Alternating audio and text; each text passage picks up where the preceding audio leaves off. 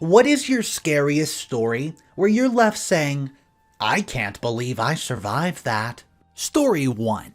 I had chronic back pain, so I took the daily max of Aleve and Advil for it. I did this as a daily pain management for maybe 2 years. And then one New Year's Day, I woke up and didn't feel so good. And then I suddenly felt much worse. A spreading hurt was overtaking my abdomen. I was in pain, and then in minutes, the worst pain ever. I was in pain beyond comprehension. A very deep pain. Pain that was bright, dark, sharp, hot. Pain that immediately made me forget what it had ever felt like to not be in pain. It progressed from, I don't feel so good, to, I legitimately think I'm dying, in a matter of minutes. A lot of what happened after, I know from what I was told by the doctors and my family, and what I read in my chart and surgical notes. I do remember that was my first time in an ambulance, though. That stands out. What happened was that, in self-medicating with Advil and Aleve, I'd given myself an NSAID-induced peptic ulcer that had been bleeding, causing severe anemia. Before the ulcer could be diagnosed, though, it ruptured, causing digestive fluid, which is hydrochloric acid, to leak out into my abdominal cavity. This went on as I was waiting for a transfer to a non-Cloncho hospital, which would eventually take about 16 hours. For 16 long, torturous hours, I laid there and digested my own organs. The ulcer leaked a fluid that dissolved a hole in my diaphragm, and which allowed my pleural cavity to fill up with fluid, collapsing one lung all the way, and compressing the other to about 60%. Then, while the ulcer was being repaired, my still uninflated lung adhered to my chest wall and had to be surgically separated. I had 4 abdominal surgeries. One lung is still stuck to my ribs. Every deep breath, big laugh, or hard sigh has hurt for the last 7 years. I'll never not be in pain again. Story 2. 2010. I went snorkeling in the Red Sea in Egypt with some friends and my girlfriend at the time. We went to a popular site, which was a sunken ferry. Dozens of boats filled with other snorkelers who were surrounding the site. About 15 of us jumped off the boat into the water. Because it was so busy, our guide, who was about 19 years of age, decided to take us further away from the wreck so that we didn't get mixed up with other snorkeling parties. He took us so far out that we couldn't find our way back to the boat. It got really chippy and the current washed us about a mile away from the boat. We were treading water for about half an hour and people started to panic, screaming and trying to climb on other people just to survive. I remember turning to the guide, who happened to be right next to me, and saying, "What should we do?" He just looked at me with a terrified look on his face and said, "I don't know." I resigned to the fact that we were going to die out there. Out of nowhere, a passing fishing boat saw us and came to the rescue. It took about 15 minutes to get everyone on board as well, and we were all exhausted from trading water for so long. He took us back to our boat. When we got to the boat, the guide got such a bollocking from the captain that I thought it was going to get violent. Worst excursion ever. We still can't believe we survived. Story 3. When I was home, about 14 at the time, the front door was kicked in. My mom's boyfriend had her by the throat and shoved her into a wall and proceeded to beat her chest and legs. I was sitting on the stairs, hiding the other kids from the situation, screaming as loud as I could for him to stop. Only for him to draw a blade and threaten me that I was next since I was the one who told the police on his actions. If not for the sound of sirens that were coming to a neighbor's house, it might have ended differently. This man hurt me, abused me on very numerous occasions, and groomed me into writing him dirty love letters and drugged my mother, put my brother into a cage, and made my sister and I do weird things to one another, and even beat us for even the slightest inconvenience.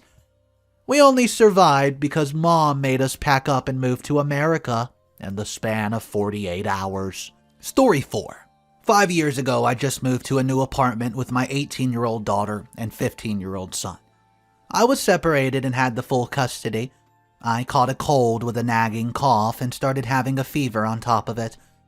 I went to see my family doctor, who did an influenza test and gave me antibiotics and codeine cough syrup to help. Next day, the influenza result came back negative, so I start the antibiotics. 2 days later, I called my big sister during the evening to wish her a happy birthday. We talked for a while, then I went to bed. I woke up 10 days later, hooked to a breathing machine and my hands tied to the bed, not knowing where I was or what happened. When I woke up, in my mind, I was at the Rio de Janeiro, in a facility where they were keeping me alive just to be able to sell my organs. I was in shock and tried to free myself, but I couldn't. I was thinking about my kids that would be left without a mother. I was constantly in and out of consciousness, but couldn't make the difference between my dreams and reality. The nurses never thought of telling me their names or telling me where I was and what happened to me. It was really terrifying because the people in my dreams were the same people that were taking care of me. After a while, I got better, and I was told that after I went to sleep 10 days prior, I didn't wake up in the morning, and it's for my 18-year-old daughter who found me, barely breathing, in the afternoon. She called the ambulance, and they had to push oxygen into my lungs to make me breathe. I had a special form of double pneumonia. At the hospital, they had to put me in a coma, hook me to a breathing machine, and take me to intensive care unit. They didn't know if I was going to make it or not. They even asked my ex-husband to call the family as they had a hard time to control my fever. I eventually figured out where I was, but not before yanking out the tube I had that was hooked up to the breathing machine. Then I was able to talk and ask questions, but I remained paranoid for a couple of days. I finally got out of the hospital 3 days after I woke up from my coma and, made a full recovery. Story 5. Early on in my tree work career, I had a saw kick back and strike me full force in the head. Fortunately, it really only contacted my hard hat, but also managed to throw my safety glasses off. Always wear your protective gear. It was a big job, and we were trying to crush through, and within an hour I dragged a piece of brush to the wood chipper. I was struggling to fit it in, and my coworker lifted it from behind without me knowing and allowed the wheels to catch the piece. The larger branch rotated as it fed into the knives that spun around 3,000 RPM, and it scooped me up like a baby and dropped me onto the feed tray as the brush fed in around me. Fortunately, the coworker was able to at least pull the remaining branches away enough for me to roll out. But I could have easily died twice within an hour. Both could have been incredibly gruesome, horrific deaths, and I'm very superstitious about accidents following each other like this, but am also a firm believer that extensive training, experience, and taking your time are the best ways to avoid workplace injuries and death. I still have a hard time thinking about the chipper incident. Story 6. I grew up in a very southern state in the US of A. We were probably around 11 to 13 when my grandfather asked my cousin and I if we wanted to ride to the gas station one September day. We live in a very rural area where there wasn't much to do, so we decided to go. We also figured we could convince our pops to buy us some snacks. On top of that, he loved to explain stuff to us young boys about the world. He'd explain that all the farming equipment we passed was.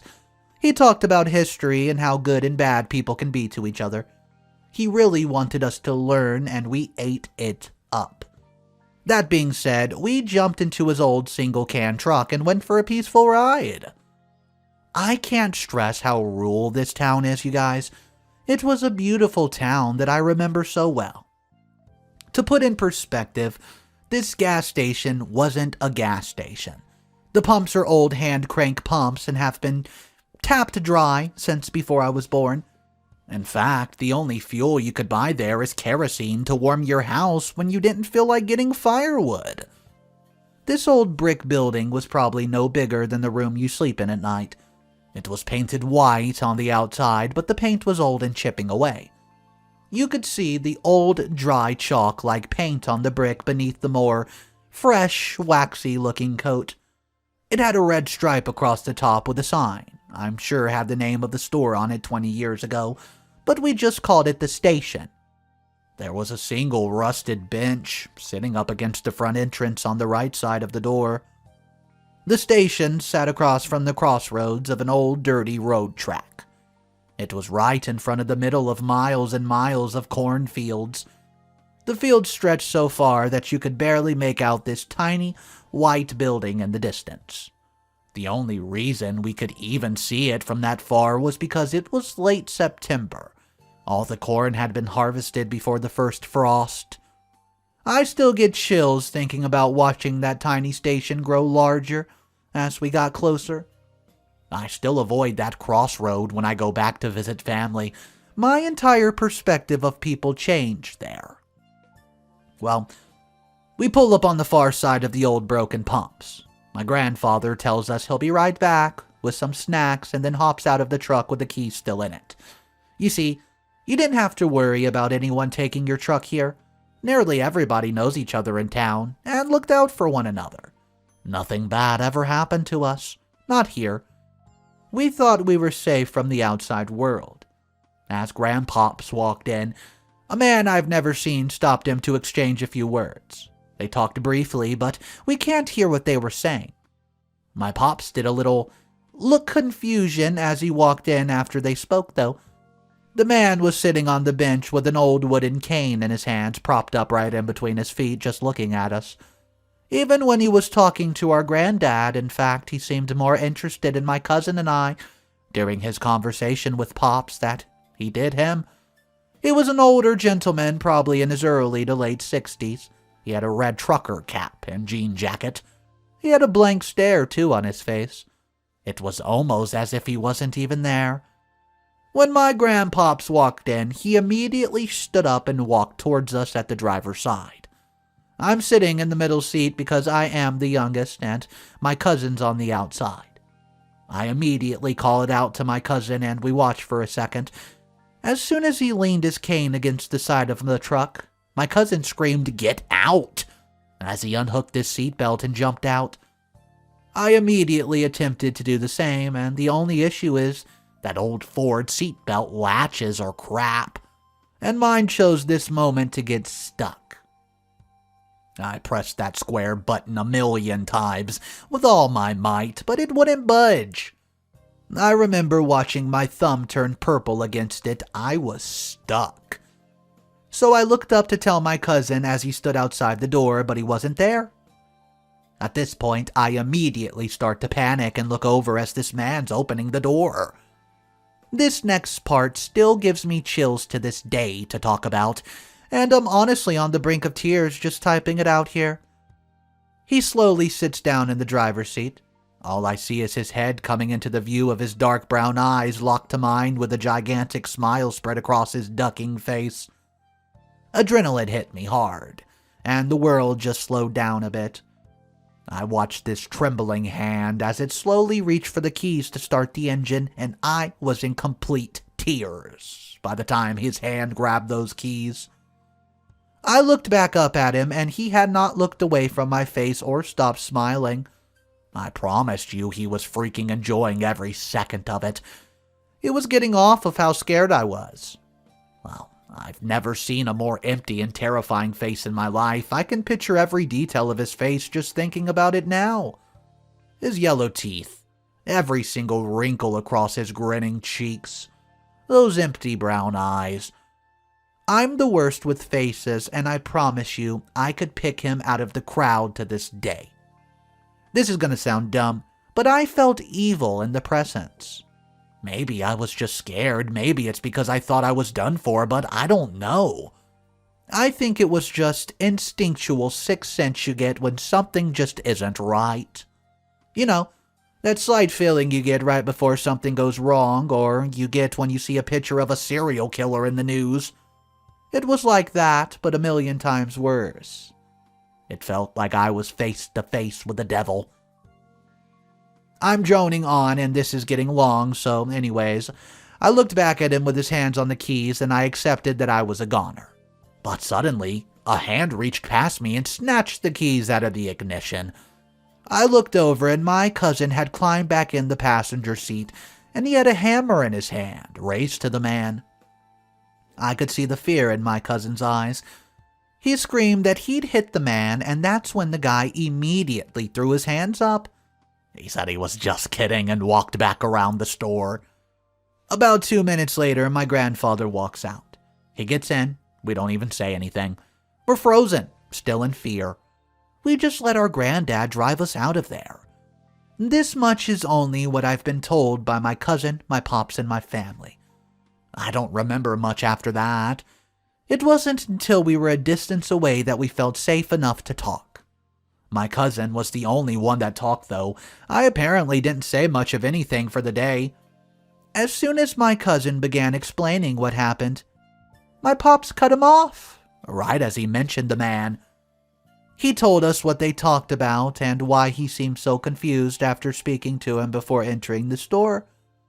Again, I don't remember this, but my cousin told me this part as I just was staring straight in silence. He said that the old man kept asking him about his granddaughter. He said he tried to explain that we were his grandsons and I just had long hair. The old man was apparently hard at hearing. He had hearing aids in his ears because he mentioned me being his granddaughter once again during the conversation. That's what led my pop's confusion as he walked inside. This disgusting piece of crap thought he was going to abduct a little girl.